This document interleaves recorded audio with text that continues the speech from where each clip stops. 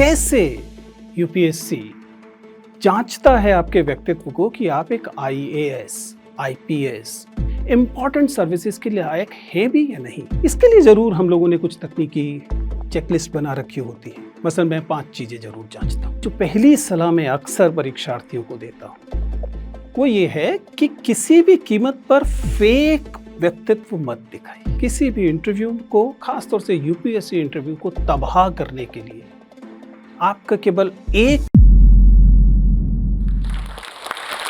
नमस्ते दोस्तों, मेरा नाम विजेंद्र सिंह चौहान है। संभव है आप लोगों में से कुछ ने मुझे पहले से देखा हो। मैं आज आप लोगों के साथ बात करने वाला हूँ यूपीएससी इंटरव्यूज़ के बारे में। एक बहुत रहस्यमयी दुनिया है, बहुत कम लोगों को चूंकि है बोर्ड देखने को मिलता है, इसलिए वो इसके बारे में बहुत सारी भ्रांतियाँ, बहुत सारे कन्फ्यूजन्स रहते हैं, कैंडिडेट्स के मन में भी और आम दुनिया के मन में भी। तो चूंकि मुझे जोश ने यह मौका दिया कि मैं आप लोगों से बातचीत करूं, तो मुझे लगा कि मैं इस विषय पर आपसे बात करूंगा। पर सवाल है कि मैं इस पर आपसे बात करने के लिए उपयुक्त पात्र क्यों हूं।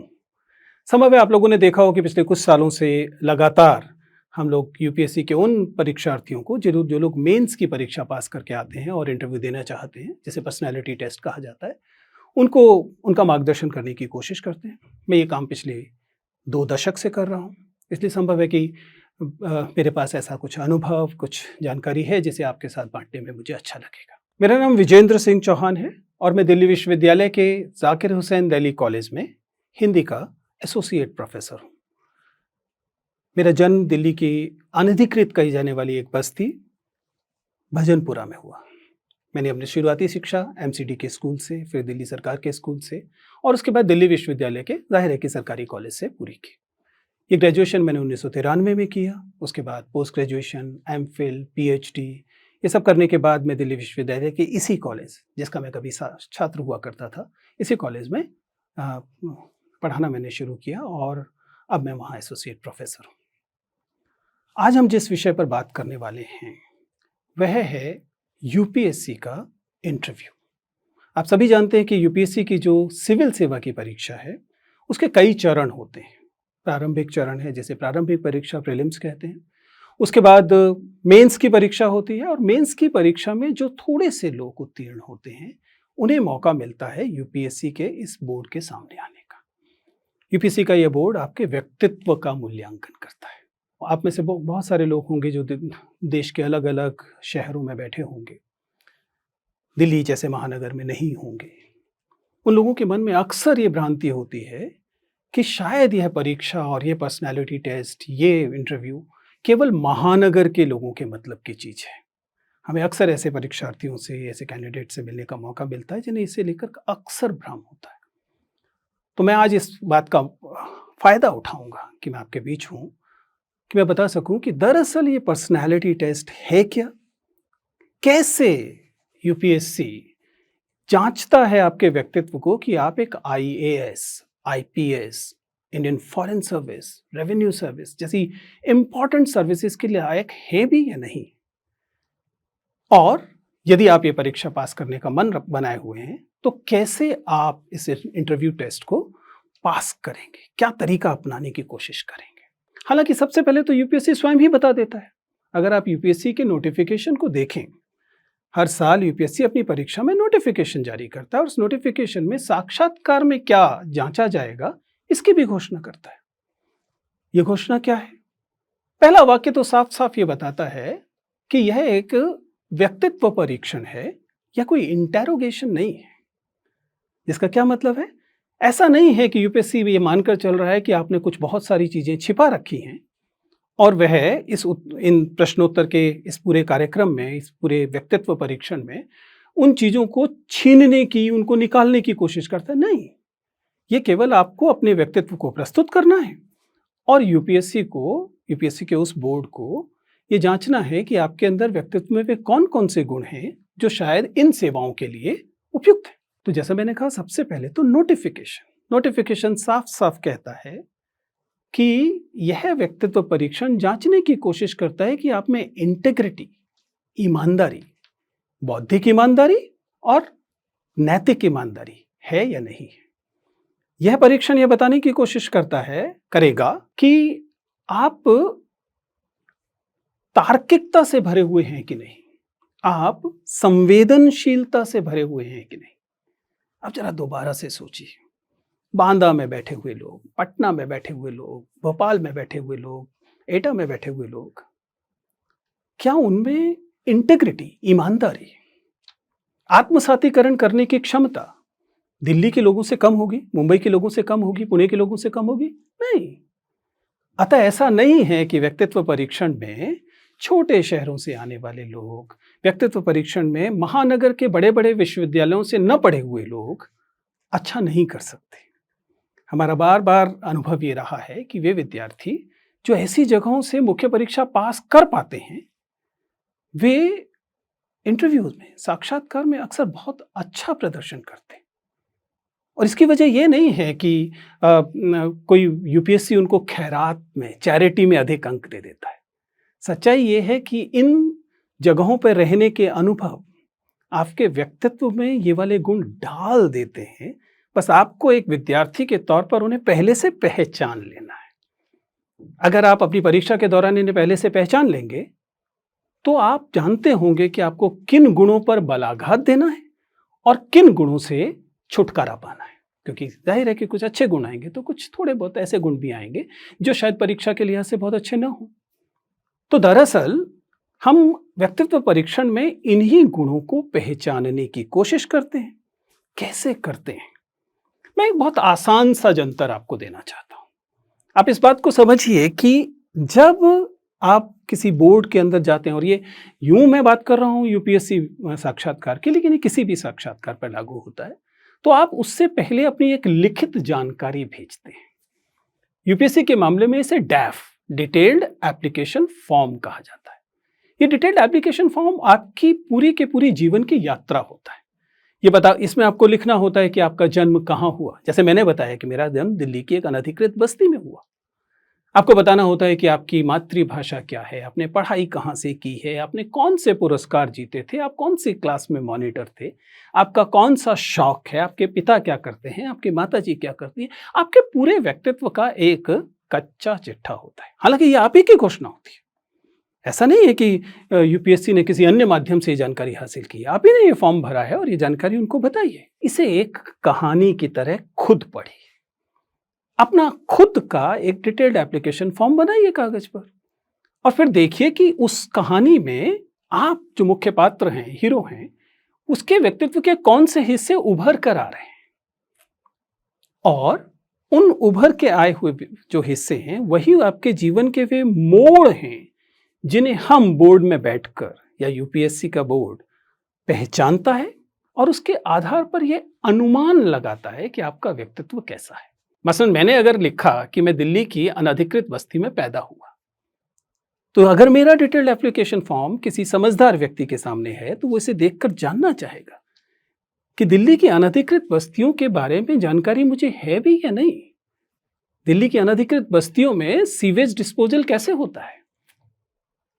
ये सवाल आपको अगर मान लीजिए यूपीएससी के बोर्ड में पूछा जाए तो आपको अचानक हवा से टपका हुआ सवाल लगेगा, लेकिन दरअसल है नहीं, क्योंकि ये उसी आवेदन पत्र से निकल रहा है जिसमें मैंने घोषणा की है कि मैं दिल्ली की अनधिकृत बस्ती में पैदा हुआ, वहां बढ़ा। बस यही तो करना होता है। अब सवाल है कि परीक्षार्थी इसमें क्या करे। वो अपने पैदा होने की जगह नहीं बदल सकता, उसे बदलने की जरूरत भी नहीं, क्योंकि जैसा मैंने कहा आपके जीवन के चाहे कोई भी अनुभव क्यों ना हो, ये तमाम अनुभव आपके व्यक्तित्व में कंट्रीब्यूट करते हैं, आपके व्यक्तित्व में शामिल होते हैं। यदि कोई एक ऐसा व्यक्ति है जिसका जन्म, जिसे हम कहते हैं विद द सिल्वर स्पून हुआ, जिसने शुरुआत से ही गोल्फ खेला, बिलियर्ड्स खेला, ठीक है, कोई बुराई नहीं है गोल्फ खेलने में, बिलियर्ड्स खेलने में, उसने उसके व्यक्तित्व में वो चीजें जुड़ी। लेकिन आपने अगर गुल्ली डंडा खेला तो गुल्ली डंडा ने भी तो आपके जीवन में कुछ जोड़ा होगा। और यही दरअसल हम यूपीएससी बोर्ड में जानने की कोशिश करते हैं। ये एक के बेहतर और दूसरे के कम बेहतर होने का परीक्षण है ही नहीं। ये तो आपके व्यक्तित्व में जो ईमानदारी से आपने कहा है, उस ईमानदारी की जांच पर है जो यहां की जाती है। इसलिए जो पहली सलाह मैं अक्सर परीक्षार्थियों को देता हूं वो ये है कि किसी भी कीमत पर फेक व्यक्तित्व मत दिखाइए, नकली घोषणाएं मत कीजिए। दूसरा, अपने जीवन के, अपने व्यक्तित्व को ढकिए मत। Let the board peep into your personality. Board को अपने व्यक्तित्व में झांकने का मौका दीजिए, क्योंकि आपके व्यक्तित्व में ऐसा कुछ नहीं है जिसके लिए आपको शर्मिंदा होने की जरूरत है। चाहे आप 10वीं क्लास में फेल हो गए थे, चाहे आपके पिताजी किसी खोमचे वाला कार्य करते हैं, चाहे आपकी माताजी घरेलू महिला हैं और वह बाहर कामकाज नहीं करती, इनमें से कुछ भी शर्मिंदगी से भरा हुआ नहीं है। और इस सब ने आपके व्यक्तित्व में अपनी हिस्सेदारी की है, बढ़ाया है। पर्सनालिटी टेस्ट इन्हीं चीजों की जांच है। तो पहला सूत्र यह है कि अपनी पर्सनालिटी को नकली मत बनाइए, जो है उसे ईमानदारी से सामने रखिए। अब अगला सवाल यह है कि सामान्यतः उस तनाव की सेटिंग में, जब आप एक बड़े से कमरे में भेज दिए गए हैं और आपके सामने बैठा हुआ व्यक्ति ऐसा व्यक्ति है जिसकी उम्र 60-65 साल है, जिसने अपने पूरा करियर एक बड़े अधिकारी के तौर पर या एक पुलिस अधिकारी के तौर पर या एक सेना अधिकारी के तौर पर या एक एकेडमिक व्यक्ति के तौर पर बिता लिया है, उसकी ध्यान से देखती आंखों से आप परेशान न हो, तनाव में न आ जाएं, एक खुशमिजाज, एक अच्छे, तार्किक, संवेदनशील व्यक्ति की तरह अपने आप को दिखा पाएं, इसके लिए आपको क्या करना चाहिए? मेरी सलाह बहुत साधारण है। मैं आपसे इस समय बात कर रहा हूं। आपसे बात करते समय मैं भी चिल्ला सकता था, चीख सकता था। बहुत बार विद्यार्थियों को ये लगता है कि एक्सट्रोवर्ट होना, बहुत खुलकर बोलना, आपके व्यक्तित्व का बहुत शानदार गुण है। सच्चाई ये है कि ना तो एक्सट्रोवर्ट होना, ना ही इंट्रोवर्ट होना व्यक्तित्व का अच्छा या बुरा गुण है। ये दोनों महत्वपूर्ण गुण हैं। तो ये मजबूरी है, साक्षात्कारकर्ताओं की मजबूरी है कि उन्हें भाषा में बात करनी पड़ती है। अगर उनके पास ऐसा कोई तरीका हो जो बिना बात किए आपके व्यक्तित्व के बारे में पता लगा सकें, तो वो शायद आपसे बात ही ना करें। अगर कल को ऐसी कोई मशीन आ जाए जो आपको स्कैन करे और पता लग जाए कि आपका व्यक्तित्व क्या है, तो किसी इंटरव्यूअर की जरूरत ही नहीं। लेकिन चूंकि अब ये वैसी मशीन नहीं है, इसलिए हमारे पास एकमात्र तरीका बात करने का है। तो हम जो सिखाने की कोशिश करते हैं और जो आपको सीखना चाहिए एक कैंडिडेट के तौर पर, कि जब आप बोर्ड के सामने जाएं तो आप बोलने या गैर वाचिक संप्रेषण 2 तरह का होता है। एक वाचिक संप्रेषण, बोलने वाला, आप कैसे बोलते हैं, और दूसरा गैर वाचिक संप्रेषण, आपकी आंखें क्या बोलती हैं, आपके हाथ क्या बोलते हैं, पूरा जिसे आप बॉडी लैंग्वेज कह सकते हैं, उससे आप क्या संप्रेषित करते हैं। आपको इसका भी ध्यान रखना पड़ता है। लेकिन सवाल है कि एक इंटरव्यू बोर्ड के सामने आप अपने आप को ऐसे कैसे पेश करें जिससे यह लगे कि आपके व्यक्तित्व में जो गुण हैं वो अधिकारी बनने के रास्ते में बाधा नहीं। इसके लिए जरूर हम लोगों ने कुछ तकनीकी चेकलिस्ट बना रखी होती है। मसलन मैं 5 चीजें जरूर जांचता हूँ। मैं बात करता हूँ पोस्चर की, यानी कि आप कैसे बैठे हैं, सिटिंग पोस्चर। मैं बात करता हूँ वर्बल कम्युनिकेशन की, वॉइस की, यानी कि आप कैसे बोल रहे हैं, आपकी आवाज़ बहुत ऊंची तो नहीं है या बहुत नीची तो नहीं है। ध्यान रखिएगा, ये सारी चीज़ें संयोगवश नहीं होती। एंजाइटी आपकी आवाज़ को बढ़ा देती है। आप तेज बोल रहे हैं, ये आपके आत्मविश्वास का लक्षण नहीं है, ये आपके डरे होने का लक्षण है। और हम इस बात को बहुत आसानी से, कोई भी जो इतने सालों से, मैंने बताया कि बहुत वरिष्ठ अधिकारी हैं, बहुत अनुभवी व्यक्ति हैं, उधर बैठकर आपकी आवाज़ की शुरुआती 2 मिनट में जान चुके हैं कि आप कितने नर्वस हैं, और उसके लिए बहुत अधिक परिश्रम करने की आवश्यकता नहीं है। खैर, तो वॉइस लेवल यानी वर्बल कम्युनिकेशन, जिसमें कि गति और आवाज़ की का जो वॉल्यूम है, दोनों को देखा जाता है। इसके अलावा आई कांटेक्ट, सबसे खूबसूरत चीज मानव संप्रेषण में यदि कुछ है तो आपकी नजरें। अगर आप में आत्मविश्वास है, अगर आप ईमानदार हैं, तो आप बात करने वाले व्यक्ति की आंखों में देखते हैं। अगर नहीं है तो आप काम चलाते हुए चेहरे पर देखते हैं। लेकिन अगर आप झूठ बोल रहे हैं, अगर आप चुरा रहे हैं कुछ, अगर आप फेक कर रहे हैं कुछ, तो अक्सर आप ऊपर देखते हैं। ये साधारण सा तरीका है। कुल मिलाकर मैं क्या कह रहा हूं, जब आप किससे बात कर रहे हैं तो उसकी आंखों में या कम से कम चेहरे की तरफ देखिए। इसके अलावा हम बात करते हैं अक्सर हैंड मूवमेंट की, हाथों से आप क्या कहने की कोशिश करते हैं। ये एक अलग-अलग समय में अलग-अलग स्थितियाँ हैं, खड़े होते हुए अलग होता है, लेकिन चूँकि आमतौर पे साक्षात्कार बैठकर है, इसलिए सबसे आसान होता है कि आप न्यूनतम हैंड मूवमेंट रखते हैं। और फाइनली कुल मिलाकर प्रवाह, फ्लो, वह सबसे महत्वपूर्ण चीज़ों में से एक होता है कि आप जब बातचीत कर रहे हैं तो आप रुक-रुक कर, अटक-अटक कर बोल रहे हैं, या आप चूँकि अपनी बात पर यकीन रखते हैं, इसलिए बात को एक प्रवाह में बोल रहे हैं। मैं ये नहीं कह रहा कि सभी लोग बराबर क्षमता से भरे हुए होंगे। क्षमताएँ कम या ज़्यादा हो सकती हैं, लेकिन कुल मिला के ये एक ब्रॉड स्पेक्ट्रम है, एक बड़ी-सी एक चेकलिस्ट है 4-5 चीज़ों की जिनका आप ध्यान रख सकते हैं, जब आप साक्षात्कार में, किसी भी साक्षात्कार में हो और यूपीएससी साक्षात्कार में तो ख़ास तौर से। ये वो मूल बिंदु हैं जिनसे हम बात करते हैं, लेकिन जैसे कि किसी भी भाषिक चीज़ के साथ होता है, अंततः महत्वपूर्ण यह है कि आप क्या बोलते हैं। विषय वस्तु क्या है, कंटेंट क्या है? क्या आप केवल जार्गन दे रहे हैं? क्या आप ब्लफ कर रहे हैं? किसी भी इंटरव्यू को, खास तौर से यूपीएससी इंटरव्यू को तबाह करने के लिए आपका केवल एक बार झूठ बोलना काफ़ी है। आपको किसी सवाल का उत्तर नहीं पता, और ऐसा स्कूलों में चल जाता है, इसलिए कई बार आदत होती है कि आपको सवाल का जवाब नहीं पता है, लेकिन आपसे पूछा गया तो आपने कहा हाँ पता है, और जब आपने उत्तर दिया तो वह उत्तर आपके अनुमान पर, गेस पर आधारित था। इंटरव्यू आपको ये सुविधा नहीं देता। क्यों नहीं देता? बहुत साधारण सी बात है। प्रश्न का उत्तर न पता होने पर आप आसानी से कह सकते थे कि मुझे उत्तर नहीं पता। तब क्या आपके बारे में क्या राय बनती?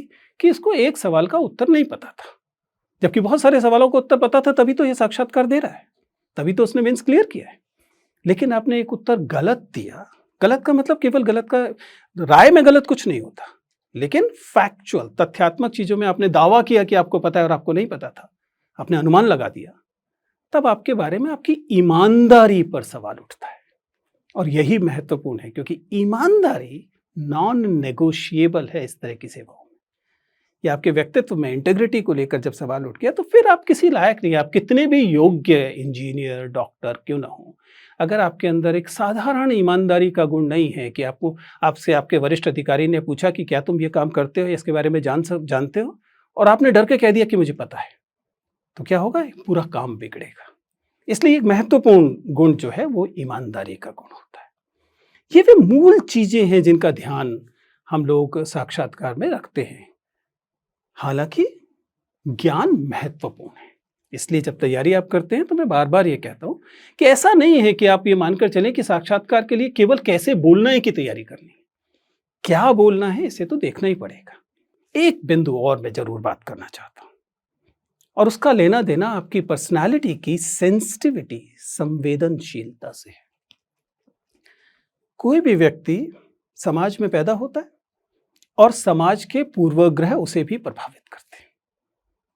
अगर किसी का जन्म बुंदेलखंड क्षेत्र में हुआ या गोरखपुर में हुआ, पूर्वी उत्तर प्रदेश में, बिहार में, तो स्वाभाविक है कि अगर उसका समाज में अभी सामंती गुण हैं तो उसके व्यक्तित्व में भी आए होंगे।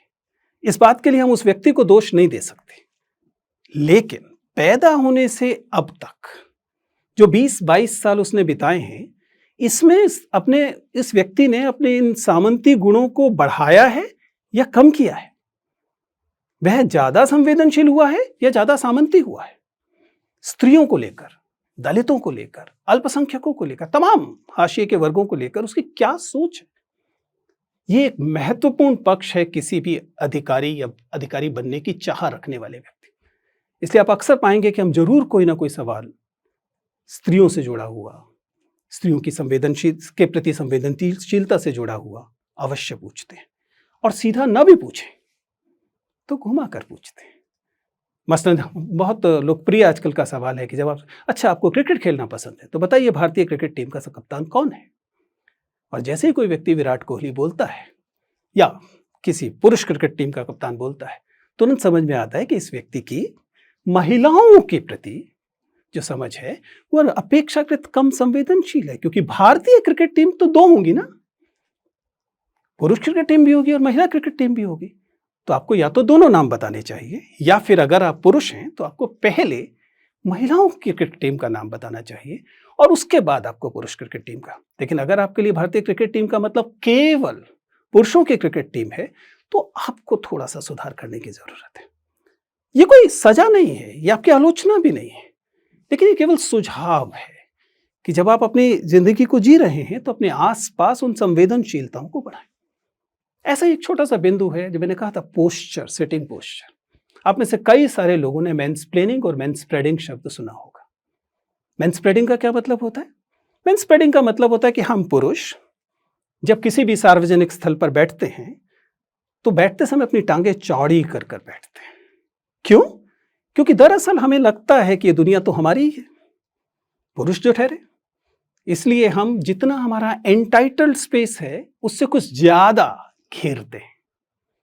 इसके ठीक विपरीत महिलाओं को हमेशा सिकुड़ने की ट्रेनिंग मिलती है, इसलिए वे जितना उनका एंटाइटल्ड स्पेस है, उससे थोड़ा कम लेती हैं। एक व्यक्तित्व परीक्षक के तौर पर मैं इस बात को जब भी देखता हूं, तो उस कैंडिडेट को समझाता हूं, गलती आपकी नहीं है, क्योंकि जैसा मैंने कहा कि ये तो सामाजिक निर्मिति है। लेकिन अगर आप संवेदनशील हैं, तो आपको सुनिश्चित करना चाहिए कि आप उतनी ही जगह लें जितनी पर आपका हक है। ऐसा नहीं है कि मेट्रो में बैठते समय अपनी टांगों को इतना चौड़ा कर दें कि साथ में बैठे हुए सहयात्री को सिकुड़ कर बैठना पड़े। ये रूपक में भी कही जा रही बात और भौतिक तौर पर भी की जा रही है। मेटाफोरिकली भी ये बात सच है कि हमें जितना मिलना चाहिए, हम उससे ज्यादा घेरते हैं, सिर्फ इसलिए कि हम पुरुष हैं। तो व्यक्तित्व का यह वाला हिस्सा भी हम कभी कभी जांचने की कोशिश करते हैं, बल्कि किसी ना किसी पक्ष को लेकर तो हमेशा करते हैं। अब बस आखिरी चरण, और वो यह है कि क्या आपको इंटरव्यू की तैयारी करते समय, आप स्टेट की सर्विस में आना चाहते हैं, या आप यूनियन पब्लिक सर्विस कमीशन में आना चाहते हैं, या फिर आप फॉरेस्ट सर्विस ऑफिसर बनना चाहते हैं, आपको इंटरव्यू की तैयारी कब शुरू करनी चाहिए? हालांकि इसका उत्तर मैं पहले दे चुका हूं। मैंने कहा कि आपको अपनी पर्सनालिटी फेक नहीं करनी है, जिसका मतलब है कि आपको ये अपने व्यक्तित्व को अच्छा बनाने की यात्रा तो पहले दिन से, जब से आप पैदा हुए तब से शुरू करनी थी। लेकिन चलिए, देर हो गई। कम से कम जब आप प्रीलिम्स की तैयारी शुरू कर रहे हैं, उसी समय पर्सनालिटी टेस्ट की तैयारी भी साथ साथ कीजिए। इसका क्या मतलब है? जो आप पढ़ लिख रहे हैं वो तो आप पढ़ेंगे लिखेंगे, जानकारी हासिल करेंगे वो तो है ही, करंट अफेयर्स को देखेंगे, निश्चित तौर पे देखना पड़ेगा। लेकिन साथ साथ आप कैसे चलते हैं, आप कैसे बोलते हैं, और जैसा मैंने कहा, अपने साथियों के प्रति आपकी क्या राय है? क्या आप एक टीम वाले व्यक्ति हैं कि नहीं? आप टीम की तरह काम कर सकने लायक व्यक्ति हैं कि नहीं? आप अपने नोट्स को छिपा कर पढ़ने वाले व्यक्ति हैं, या नोट्स को शेयर करके पढ़ने वाले व्यक्ति? आपको हैरानी होगी, लेकिन इस बात से फर्क पड़ता है। अगर आप नोट्स को शेयर करके पढ़ने वाले व्यक्ति हैं, ग्रुप स्टडी करने वाले व्यक्ति हैं, तो स्वाभाविक है कि आपको शेयर करना, साझा करना, टीम के साथ रहना, टीम के लोगों को एकोमोडेट करना आता है। यही तो अधिकारी को करना होगा। और अगर आप अपने नोट्स को छिपा छिपा कर, अपने दोस्त से, सबसे क्लोज फ्रेंड से भी बचाकर पढ़ने वाले व्यक्ति हैं, हो सकता है प्रीलिम्स मेंस में 1 नंबर फालतू ले भी आए, लेकिन पर्सनालिटी के लिहाज से शायद उतनी अच्छी स्थिति नहीं है। तो कुल मिलाकर आज की तमाम बातचीत में हमने जो बताया है या बताने की कोशिश की है, वो केवल ये है कि सच्चा व्यक्तित्व रखिए, और सच्चा व्यक्तित्व सबसे अच्छा व्यक्तित्व है। Thank you. क्या आप इंग्लिश में फ्लुएंटली बात करना चाहते हो? ठीक है, तो हम आपके लिए ये प्रोसेस बहुत इजी करने वाले हैं। जी हाँ, ध्यान से सुनो। कैसा रहेगा अगर हम आपको एक ऐसा प्लेटफॉर्म दें जहाँ पे देश के कोने कोने से लोग आ रहे हैं, एक ही जगह पे इंग्लिश प्रैक्टिस कर रहे हैं। अगर आपको लगता है कि ये बेहतरीन तरीका है, तो जोशकिल्स ऐप पर अभी जाओ, वहाँ पे अपने इंटरनेट वाले ग्रुप फ्रेंड्स के साथ चैट करो, गेम्स खेलो और अपनी इंग्लिश को इम्प्रूव करो। तो ज़्यादा वेट मत करो, चलो जोशकिल्स ऐप डाउनलोड करो।